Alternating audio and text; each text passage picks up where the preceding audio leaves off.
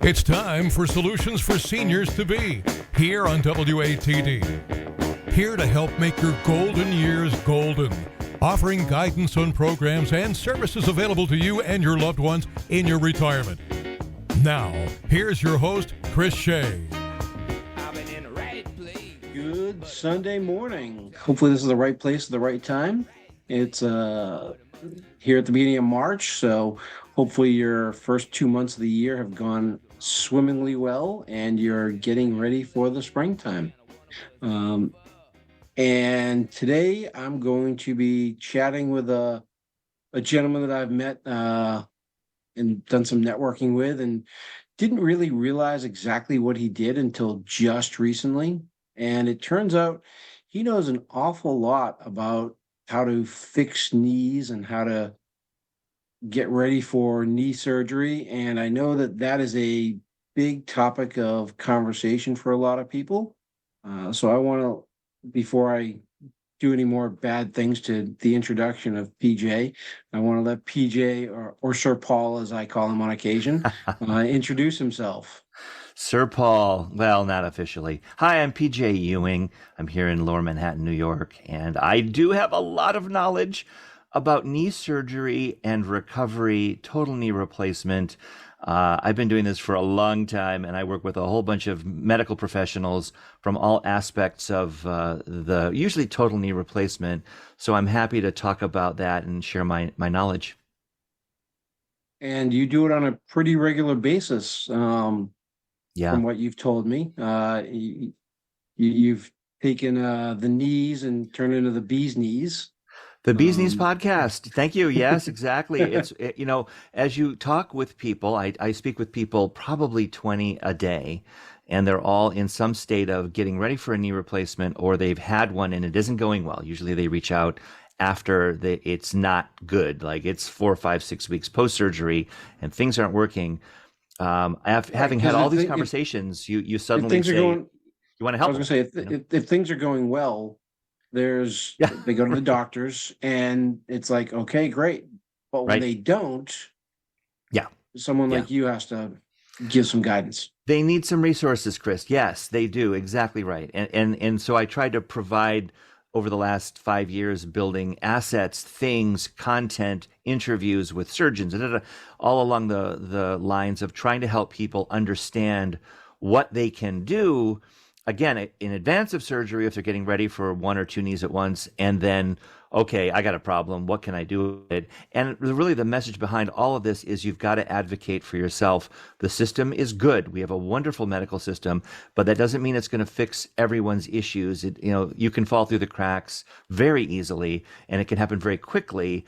And then you start seeking information on Google and YouTube, and we're there to kind of provide a voice of reason, let's call it. I started to chuckle when you said you go to Google to find out what your condition and your challenges to solve that are, because as soon as you go to Google, you wind up having 70,000 diseases all at once, even though you're just looking for something with your knee. This is so true. It gets very confusing. And I try not to confuse the issue. I mean, in the end, everyone has a medical team, a physical therapist team, their doctor, the physician's assistant.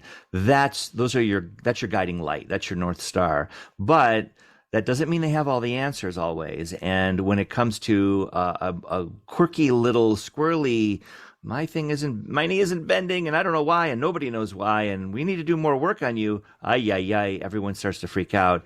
And we've got answers. Truthfully, we've really uncovered some things that will solve those tricky situations. And one of the things that I like to tell people is that professionals are very good at what they do, but they can't know everything about everything, right? It's just an impossibility. I've been in the financial services world for 14, going on 15 years now, and I don't know everything about everything in the financial services world. Right. I think I'm pretty good at it. I've been a consultant for one of the top consulting companies in the world, helping top 10 banks be better at their financial services. But there are still situations where I'm not the expert in how that works, right? I'm not a mortgage expert. I'm not a car insurance expert. Yet those are things that are associated with your finances. But I know that I don't know that, and I know that I need help. And I know that sometimes doctors want to think that they're in charge and they know everything, but sometimes they just don't because it's something they haven't experienced yet. That's right. Well, and you start to look at that doctor-patient interaction, and you're speaking with your orthopedic surgeon. You think this person knows absolutely everything, to your point. However, where are they the expert?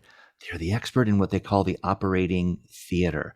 They are good at about 30, 35, 45 minutes doing this brilliant, very complicated, incredibly invasive knee replacement.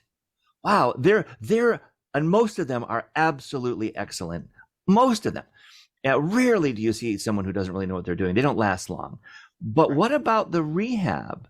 That's not their expertise. They know about it, but usually they want to hand over the rehab protocol, the physical therapy, to other professionals, right, who are experts. But we all still look at the orthopedic surgeon as the one that has the knowledge. Not necessarily. It's those other folks that I mentioned, and that's where you start to find a variety of opinions. There are many ways. Oh, you could do this, you could do that. All these ways of recovering. There isn't one standard. This is how you do it. It'll work every time in knee surgery recovery. And that's where, again, we can step in and say, okay, well, the standard approach isn't working.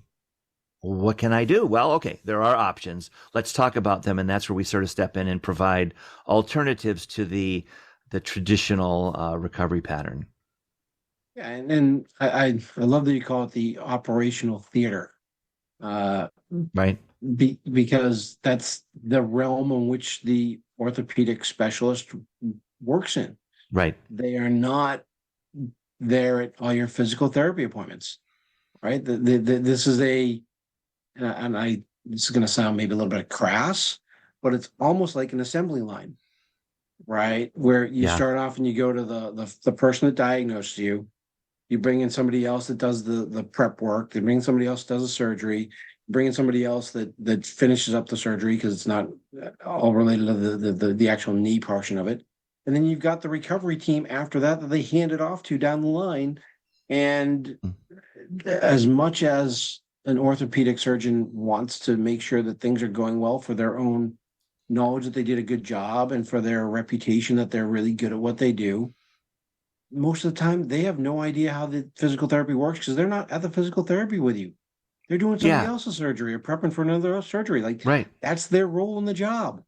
Yeah, and they're really good at it. And, they may do 3 or 4 a day, 5 a day. We want those guys to work on our knees. They just boom, boom, boom.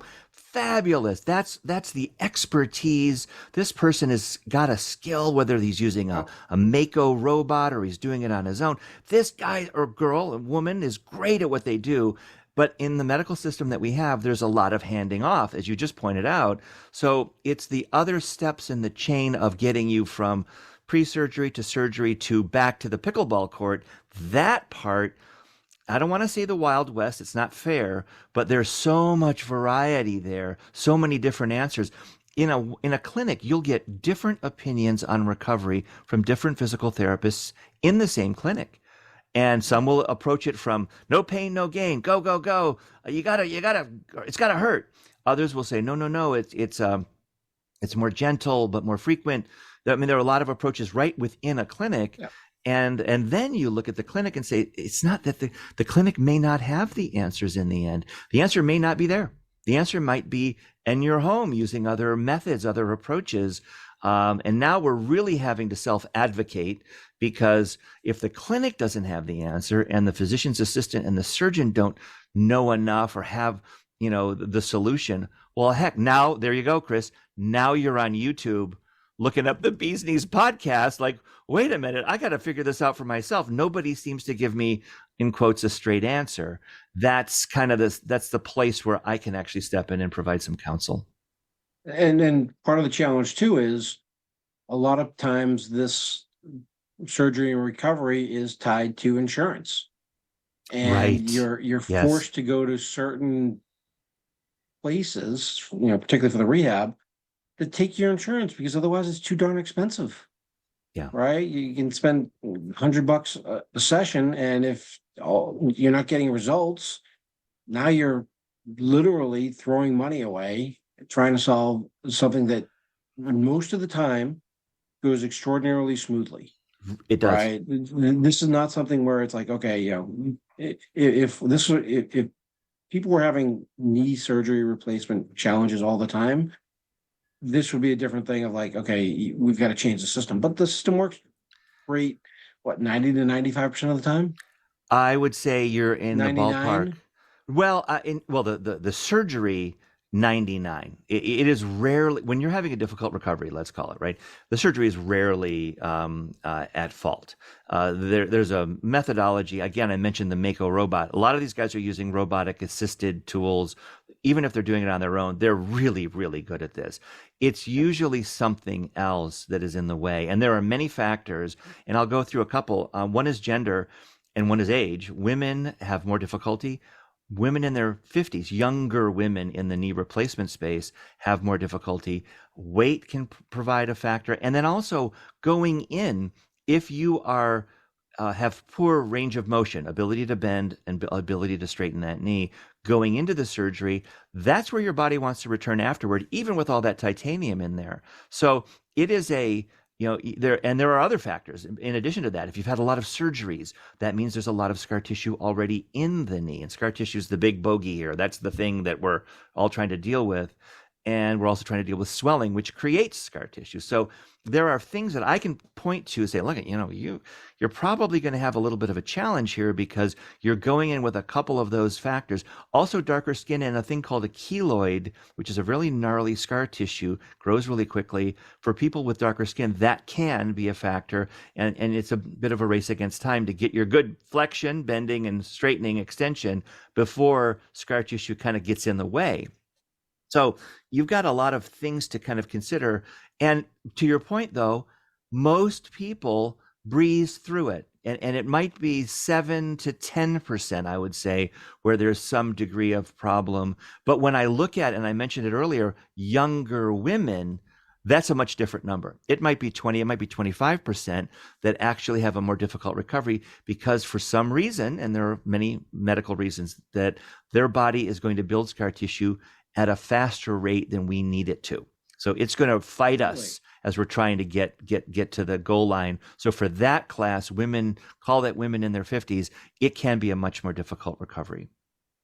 So their bodies are better at healing, which is a problem. How insightful. That's why you're the host of this good show, Chris, because that's exactly, I couldn't have said it better. And you know what? When you're 65, 70, 75 woman, a female, you're not going to call me. You're not going to need us. You're not going to be listening to the Bees Knees podcast. You are fine because your body isn't fighting you. It's looser. It's less efficient, let's call it. And you're fine. And so I generally speak with men and women who are younger, more athletic, and have some compromising factor. And again, it's 4, 5, 6 weeks post-surgery. Things aren't going well. That's when we can still step in. It's almost like like an intervention, almost. Cool. Well, I think we should take a little commercial break, hit our sponsors up, and then we'll get back into this and talk a little bit more about how people who are less efficient at healing or people that are more efficient at healing can get some assistance from you, because the people that are less efficient aren't going to have those challenges. So, all right, let's take a little break and we'll be right back. Are you fit to retire? I'm Chris Shea, financial advisor with BPS Financial Services in Marshfield. I work with clients to create a 100-day plan that can help get you started so that you can get the most out of your retirement. You've worked your whole life towards your goal of retirement. Let BPS Financial Services put together a plan that will help you enjoy your retirement. Find out how a 100-day plan tailored to you can help you get started in your retirement at fit2retire.com/Chris-Shea. Or call 781-733-5996. That's 781-733-5996. And now for my fast red disclosure, as this has been compliance approved. Chris Shea is a registered representative offering securities and advisory services offered through Cetera Advisor Networks, LLC, member FINRA/SIPC, a broker-dealer and registered investment advisor. Cetera is under separate ownership from any other named entity. Located at 752 Ocean Street, Marshfield, Massachusetts, 02050. That's 781-733-5996. And welcome back. Hopefully, you check out Marshfield Neighbors and you were intrigued by my Fit to Retire. And speaking of fitness, we are speaking today with PJ Ewing, who does a lot of work in the knee replacement space. And before we left, we were talking about how individuals that are healthier and younger, their recoveries are worse. And I want to talk more about that because I find that extraordinarily counterintuitive and shocking. And I want to learn more about why that is, because I think that that's an important thing for people to understand, that if they're having problems, there might be a reason that they didn't think about.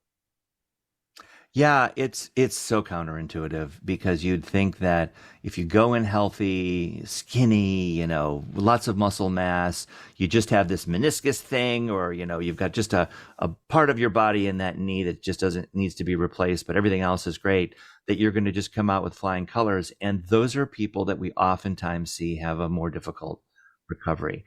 And it really has to do with this little lesson for mammals that we all should just understand. And that is, there's a little cycle here. And if you're looking at rehab and your recovery, you are oftentimes pushed into pain when you're doing rehab. You hear this a lot. Oh, rehab's so difficult.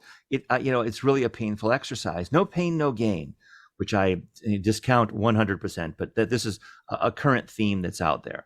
So if you have a lot of pain, what is pain going to do? It's going to cause swelling.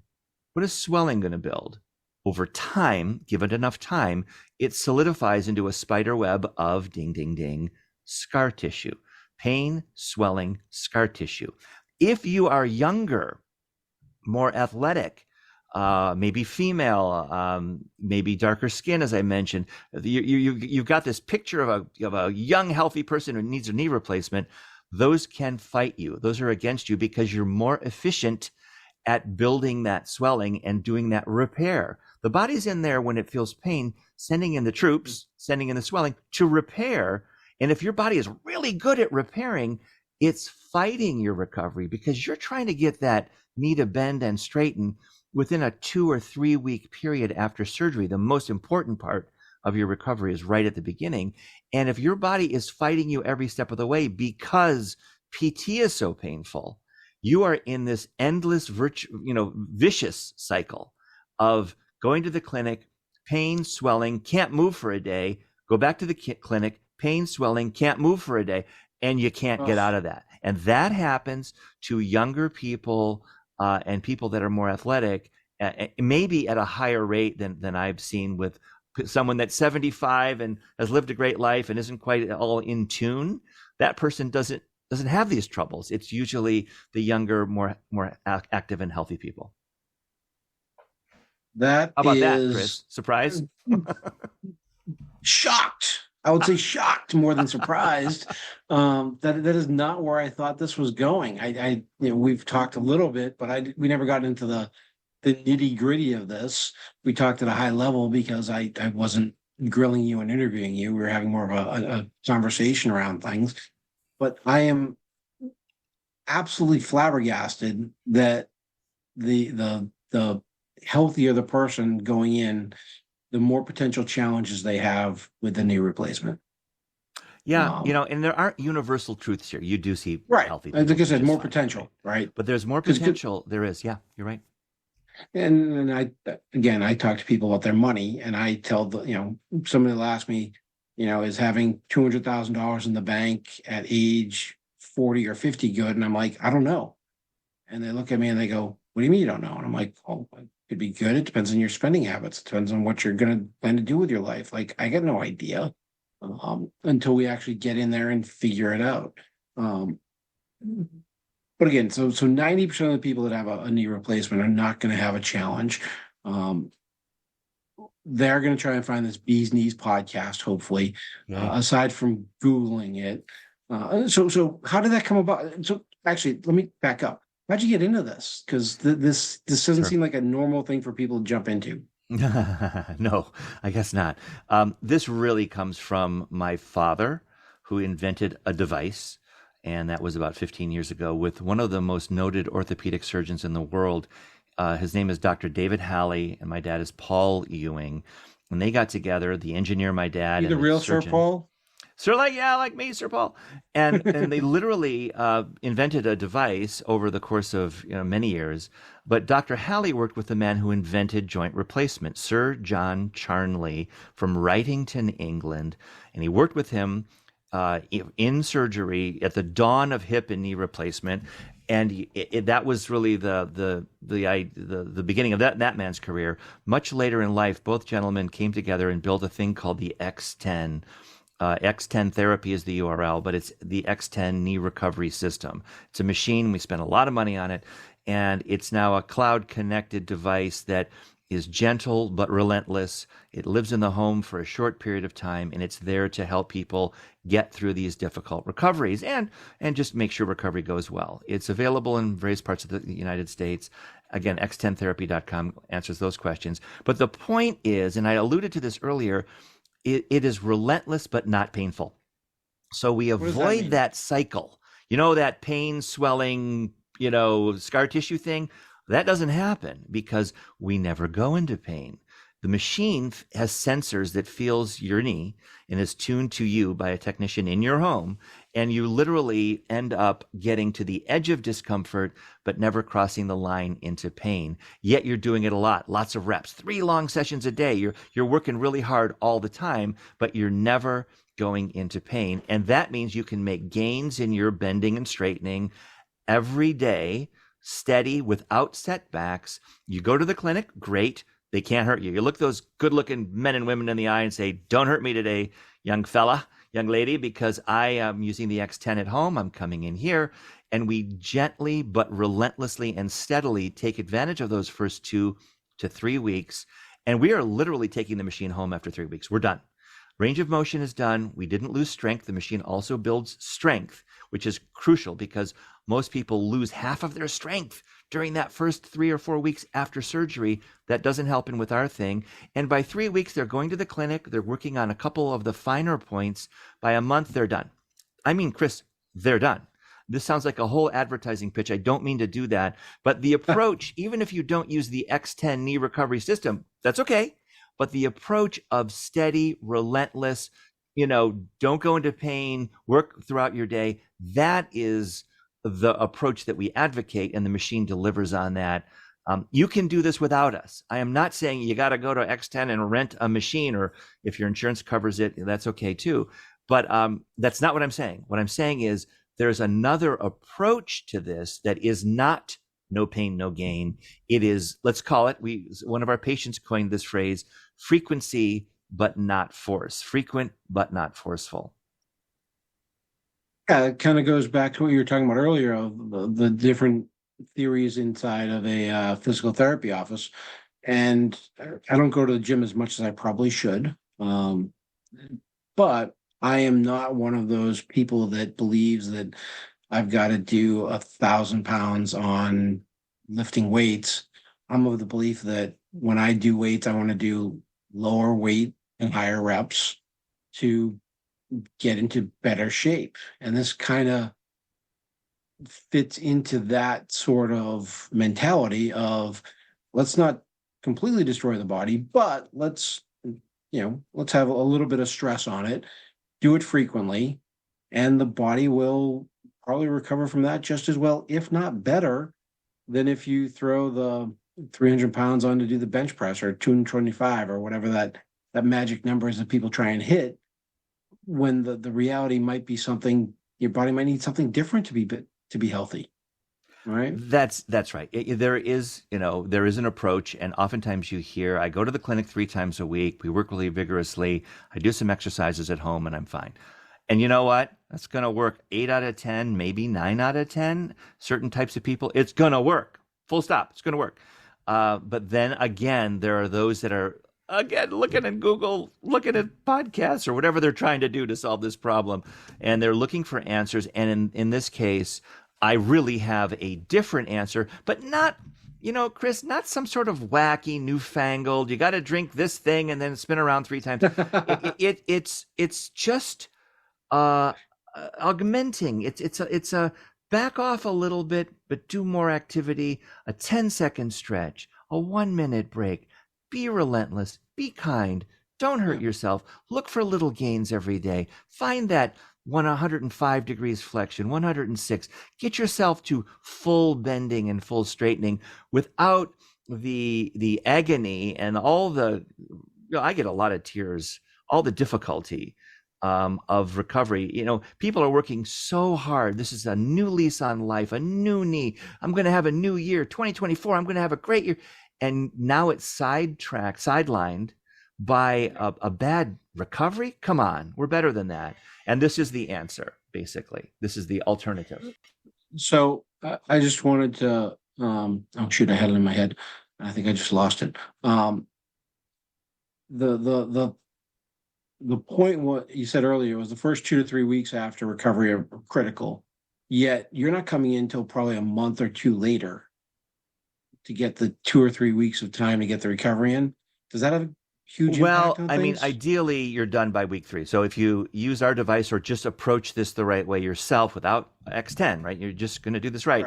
You're done within 3 or 4 weeks and you're back to your life. You may have some swelling, some issues going forward, but you've solved the recovery. It's these interventions that I'm talking about where you're now 4 weeks, 5 weeks, 6 weeks. That's when you look on Google. You've seen your surgeon. There's usually a 6-week appointment.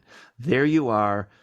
And he's looking down his nose at you saying, I don't think you're doing so well. We might need to bring you back in and do another procedure. Oh, dear God. Everyone is not happy to hear that. And now they're like, okay, I got it. The doc gave me 3 weeks. What am I going to do? So, they start searching feverishly and they do end up coming upon some of them, x10therapy.com and the Bees Knees podcast. There are some Facebook groups that we have for discussion, and they start to lean in because it's not going well. And the PT clinics, God bless them, we love physical therapists. We have PTs that work with all of our patients remotely for X10. Love PT, but the answer, the infrequent but forceful 3 times a week answer, just is not working. So that population, those are the folks that need a different approach. Not wacky and newfangled, as I mentioned, just a little shift in how they approach things. Yeah. And they can do it without us. A recumbent stationary bike is a great answer in the home to work relentlessly but frequently. That's my favorite tool other than our thing, because you can use the bike to do the 10-second stretch, 1-minute break, the relentless bending without going into pain. But yeah, that's, in fact, I've written blogs, the 6-week phone call. And I can predict, I'll get 20 of them today, right? And here I am, the doctor doesn't think I'm doing very well. I'm a woman, I'm 55, I can't bend my knee, I've a lot of swelling, PT is really painful. My God, have I heard that over and over? And there's an alternative. And unfortunately, we're out of time here, PJ. So the Bees Knees podcast, Google that, look it up on where you can get podcasts. X10 Therapy is the other way to get in touch with them. This has been great. This has been insightful. Thank you for your time. And we're on to the car guy now. Have a wonderful Sunday, everyone.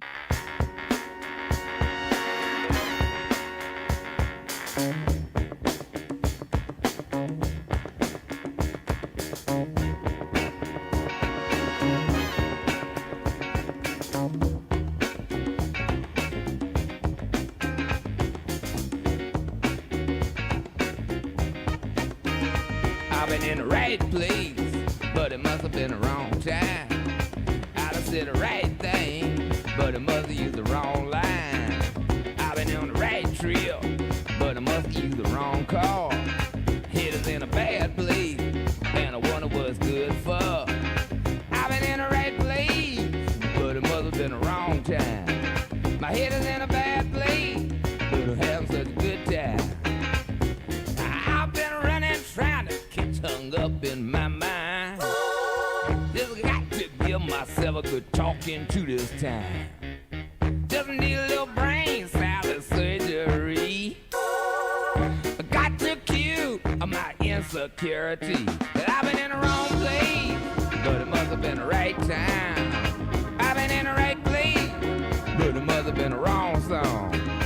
I've been in the right vein, but it seems like a wrong on. That I've been in the right world, but it seems like the wrong, wrong, wrong, wrong, wrong.